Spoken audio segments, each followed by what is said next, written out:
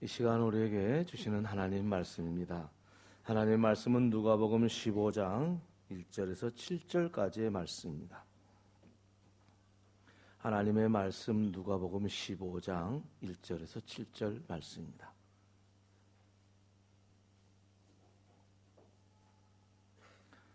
봉독해 드리겠습니다. 누가복음 15장 1절 말씀부터 봉독합니다.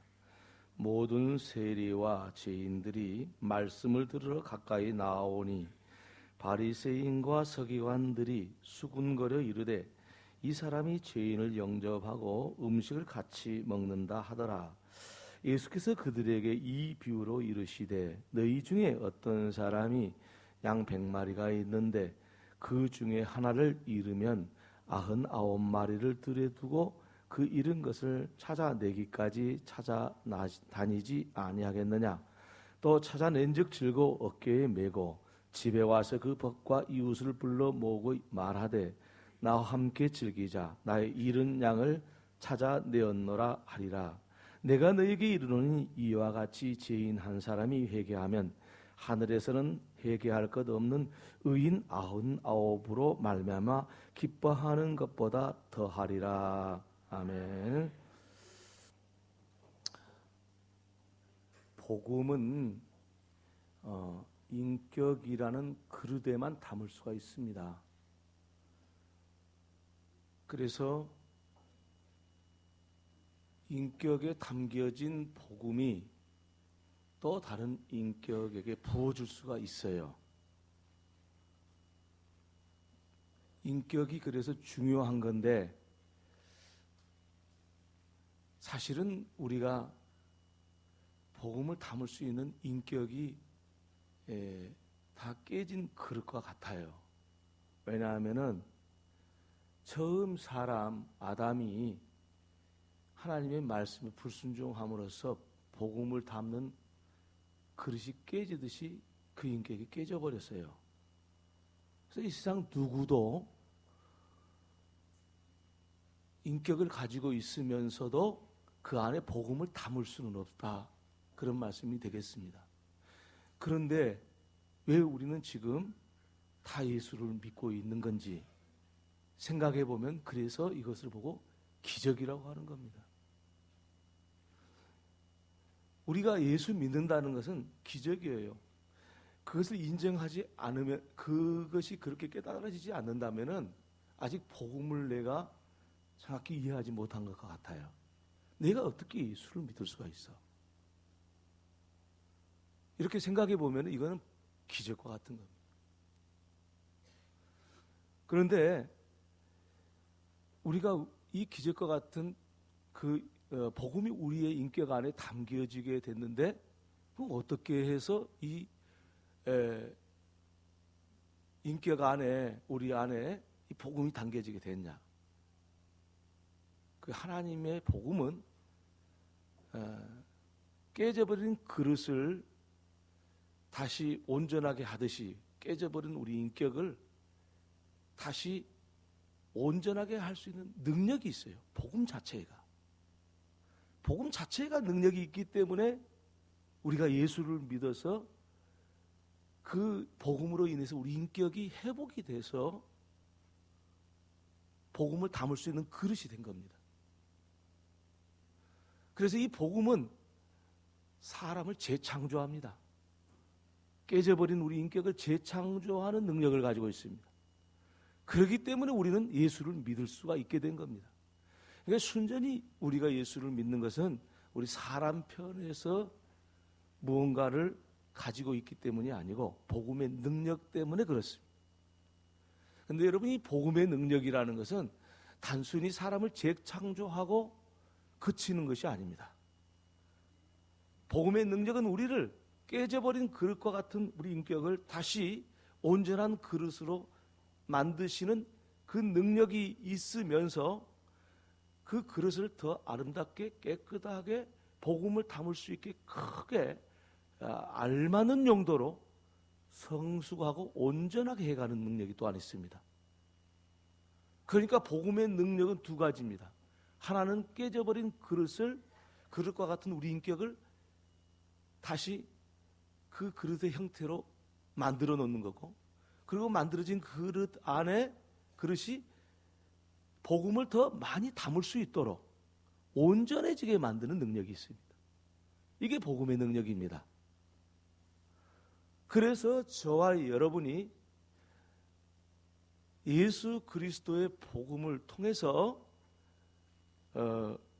그 깨져버린 그릇과 같은 우리 인격이 다시 회복이 되었고 새롭게 창조되었고, 그 복음이 또한 우리로 하여금 성장하게 하고 성숙하게 하고 온전하게 하는 능력으로 우리에게 함께 하신다는 사실은 우리 인간에게 주신 하나님의 특별하신 은혜가 아니고 다른 말로 표현할 수가 없습니다. 그래서 지혜로운 사람이라고 한다면은 우리 자신을 복음 앞에 자꾸 노출시켜야 됩니다. 왜냐하면 복음이 우리를 살렸고 우리가 살아갈 길은 복음이니까 자꾸 우리 자신을, 인격을 복음 앞에 노출시켜야지 복음을 피해가면은 안 됩니다. 피해가면은 우리의 인격이 성장하지 않고 온전해질 수가 없습니다. 그래서 우리 자신을 항상 복음 앞에 드러내고 그 복음으로 하여금 우리가 항상 성숙한 인격을 가질 수 있도록 해서 그 성숙한 인격 안에 복음을 담을 수 있어야 돼요. 내가 복음을 내 인격의 그릇과 같은 인격에 복음을 담고 있어야 다른 사람한테 부어줄 수 있잖아요. 나는 겨우 예수를 믿고 구원받은 것에 끝난다고 한다면은, 다른 사람에게 부어줄 만한 복음이 내 안에 없다고 한다면은 그 얼마나 안타까운 인생이 되겠습니까? 구원은 받았는데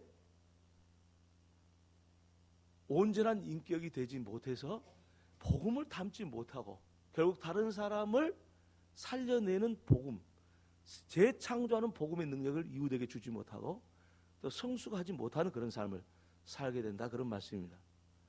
그래서 오늘 저와 여러분은 우리 안에 우리를 재창조한 이 복음의 능력을 경험하는 시간이 되기를 바라고, 또 우리 자신이 복음 앞에 자꾸 노출시켜서 우리 자신이 복음으로 성숙한 인격을 갖는 그런 하나님의 사람들이 꼭 되기를 바랍니다.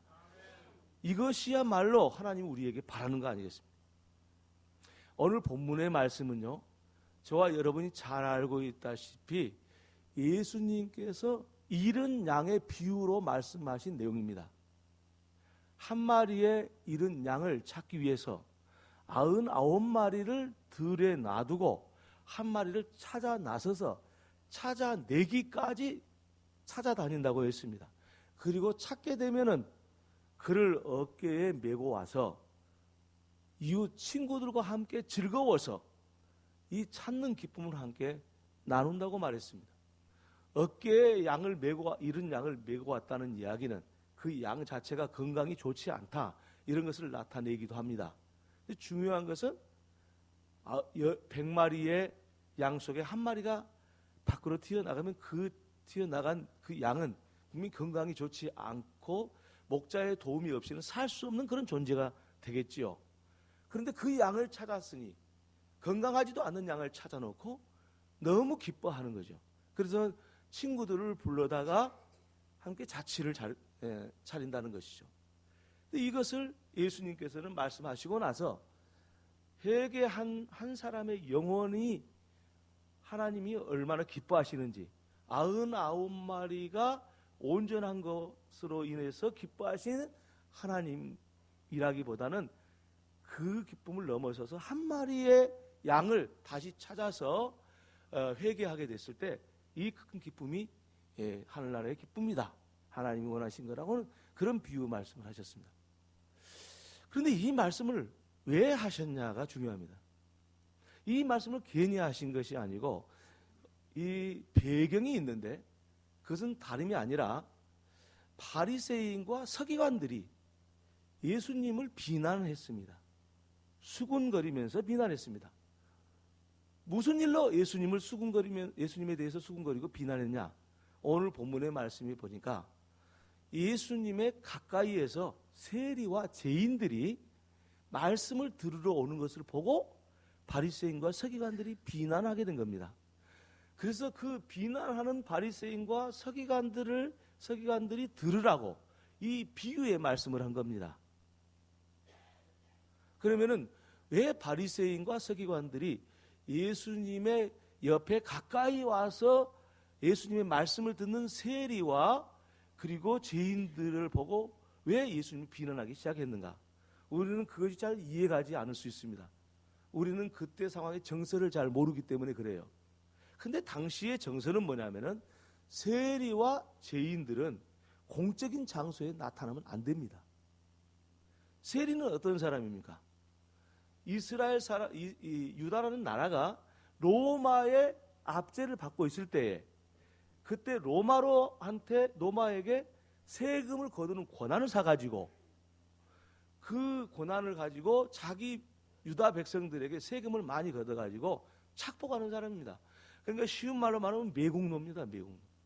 자기 나라 일은 슬픔도 큰데 그것 마다하지 않고 자기 백성의 자기 민족의 등골 빼먹는 사람과 같은 그런 존재입니다. 그게 세리입니다.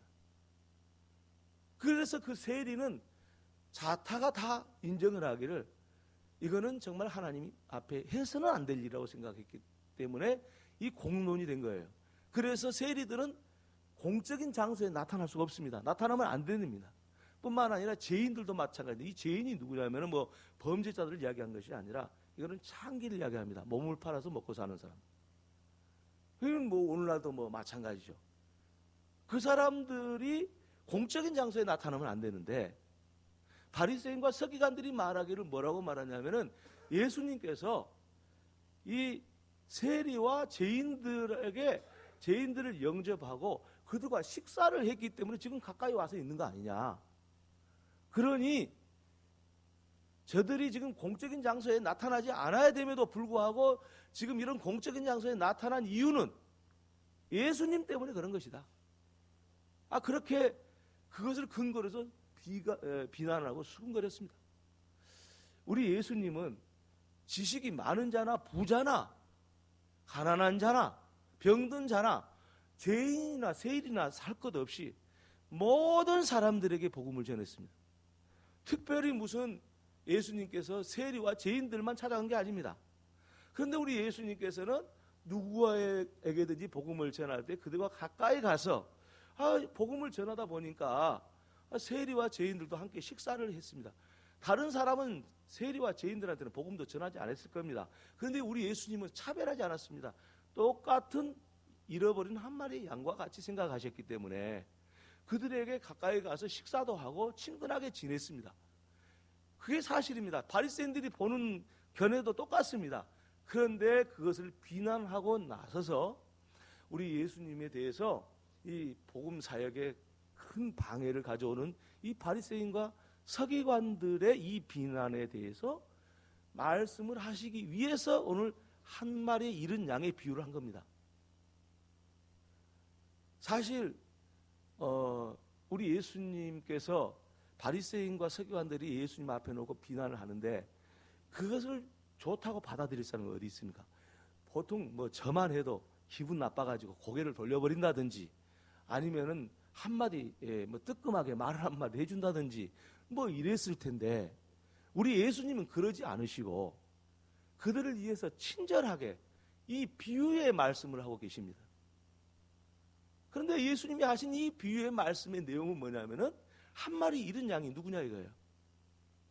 흔히들 생각할 때 지금 저 세리와 죄인들을 한 마리 잃은 양으로 생각하고 이 비유의 말씀을 하셨을 것이다 라고 말씀을 하시는데 문맥을 앞뒤를 따져보면 그게 아니고 사실은 이 말을 할 때 듣는 사람이 다 그렇게 생각했을 것입니다. 한 마리 잃어버린 양은 죄인과 세리들이다. 그런데 예수님은 그것도 그것이려니와 더 중요한 것은 바리새인과 서기관들이라는 것을 말씀하고요. 바리새인과 서기관들아 너희들이 한 마리 잃어버린 양이다. 저는 이것을 생각하고 나서 우리 주님의 그 마음이 얼마나 넓고 큰지, 아니 그냥 모른 체 해도 될 판이고, 저 비난하는 저 사람들을 향해서 복음에 방해가 되니까 거기 떠나면 그만인데, 그들을 위해서 이 멋진 비유의 말씀을 그들에게 주시면서 나는 너희들이 돌아오기를 바라고 있다. 이것을 생각할 때 우리 주님의 인격의 모습을, 인격이 어떤 인격인지를 분명하게 드러내는다는 사실을 알 수가 있습니다. 그러니까 우리 예수님의 인격은 모든 사람을 살리고도 남음이 있는 큰 그릇과 같은 인격이어서 거기에 복음이 가득 차서 모든 사람에게 부어주셔서 모든 사람을 살리는 인격을 가지고 계셨던 분이라는 거. 흔히들 사람들이 그럽니다. 신학적으로 많이 알고 무슨 교회 오래 다니고 뭐 그런 사람들이 복음을 잘 전할 걸로 생각하는데, 그것도 좀 도움은 되겠지만은 그건 많이 알고 오래 교회 다니고 무슨 높은 직분을 맡았다고 해서 복음을 전한 것이 아니고요, 얼마나 큰 인격이냐에 따라서 복음을 전할 수 있고 없고 그러는 거예요. 그런 것처럼 우리 예수님의 이 인격의 그릇은 아주 커서 거기에 복음이 가득 들어갈 수 있었고, 이 세상의 모든 사람들을 살려낼 수 있는 복음의 능력, 사람을 재창조하는 그 복음의 능력, 그 능력이 우리 주님으로부터 흘러갈 수 있었다. 이것은 예수님에게만 해당되는 것이 아니고 오늘을 살아가는 저와 여러분에게도 똑같이 해당되는 말씀인데요, 저와 여러분이 복음을 가득 담을 수 있는 인격이 되기를 주님께서 바라고 계십니다. 왜냐하면 더 많은 사람을 살려내야 되기 때문에. 우리가 무슨 성경을 많이 안다고 해서 다른 사람을 살려내는 것이 아닙니다. 우리 인격 안에 복음이 들어있지 않으면 다른 사람을 살려낼 능력이 우리 가운데 나타날 수가 없는 것입니다. 그러므로 오늘 저와 여러분이 예수님과 같은 인격으로 날마다 성숙해 가는 믿음으로 살아야 되는 것은 당연하다고 믿고 또 그렇게 되기를 바랍니다. 할렐루야. 그래서 저와 여러분이요, 예수님의 이 넓고 큰 인격이 우리를 살렸다는 것을 알고 우리도 다른 사람을 살리려고 하면은 내 인격이 예수님과 같이 온전해져야 되고 복음을 가득 담을 수 있는 그릇과 같은 인격의 그릇과 같은 인격이 돼야 된다는. 그렇지 않고는 우리는 다른 사람을 살려낼 수 없다. 여러분, 그래서 바리새인과 서기관들이 예수님을 비난했음에도 불구하고 더 친절한 그 비유의 말씀으로 그들을 다시 살리고자 했던 예수님의 이 간절함이, 그분의 인격이 바로 오늘 말씀 속에 들어있는데, 우리는 6월 19일 전도축제 축복의 세계로의 초대를 앞두고 기도하면서 전도하고 있습니다. 그런데 오늘 또 좀 이렇게 열심히 좀 하자고 여러분 주보에다가 초청 승낙서를 이렇게 끼워놨습니다. 그래서 이거 갖다가 빼버리고 가는 사람이 있다고 그러는데 그러지 마시기 바랍니다. 혹시 뺀 사람 있으면 가다가 한 장 더 가지고 가세요. 벌로. 지난주에 빼고 간 사람들 한 장 더 가지고 좀 갔다가 가서 하셔야 되는데, 그러면 왜 전도를 이렇게 6월 19일 하자고 그러니까 몇몇 분들이 그런 이야기를 합니다. 목사님, 교회진인데 목사님도 머리도 아프고 복잡할 텐데 무슨 전도를 하시려고 그럽니까? 예, 그래서 그 말씀을 듣고 나니까 저를 사랑하는 마음으로 하는 것은 이해는 하고 수용을 합니다만은 전도를 잘 몰라서 그러구나 속으로 그렇게 생각했습니다. 이 전도를 하면요, 여러분, 우리가 전도해서 다른 사람을 구원낼 수 있습니다. 그런데 그 구원받을 사람을 위해서 전도한 게 맞습니다. 그런데 더 중요한 사실은 무엇인지 아십니까? 전도를 해야 우리가 복음에 노출이 됩니다. 우리 인격이. 그래가지고 전도를 하면은 내 인격이 그 복음으로 인해서 예수님의 성숙한 인격처럼 닮아가요. 여러분 다 경험하시죠? 자, 나하고 어제 싸웠어요. 실컷 싸웠어. 뭐 두드려 패지는 않았더라, 싸웠어. 근데 교회에서 전도를 하라고 그러는데 전도를 해야 저 사람밖에 그 친구밖에 못 하겠어. 그러면 어제 싸운 사람한테 가고 내가 보안제일교회 다니는 모 집사인데 우리 교회 다음 주에 꼭 좀 와주라고 이렇게 이야기할 수 있겠습니까? 그 사람 앞에서는 죽었다 깨어나도 전도 못하지요. 아니 한 일이 있는데 어떻게 내가 전도를 합니까? 뭐 다 들킨 것처럼 이상하게 표정들 하고 계시는, 다 그런 경험들 있죠. 자기하고 사이 안 좋은 사람은 어떻게 복음을 전할 수 있습니까? 못 전하지요. 하고 싶어도 못하죠. 왜? 해봤자 안 받아들일 거고 해봤자 자기만 어때요? 예. 수치 말로 뭐라 그래요? 예. 그 말 안 쓸랍니다. 예배 시간이니까. 하여튼 자기만 힘들잖아요. 자기만 힘 쭉 빠지잖아요. 아니 그거 해갖고 들어주지도 않을 사람한테 갖고 뭐 하겠습니까? 그런데 여러분이 이 속에 끼어있는 전도축제 승낙서 있잖아요. 초청 승낙서 한 사람으로 가서 하세요. 그럼 하다 보면은 가장 자기가 편하고 친하고 그래도 내 말을 들어줄 만한 사람한테 가서 하세요. 그러면은 내가 복음을 전하다 보면은 말도 바르게 말이 나오지. 그 어제 싸웠던 사람한테 내 기분대로 냅니까? 아주 기분 나쁜 소리해도 너 교회 다니면 너나 잘하세요. 뭐 이렇게 이야기해도 기분 안 나쁜 척하면서 그게 아니라고 하면서 설명을 할 수밖에 없잖아요. 그러면서 우리 자신이 어때요?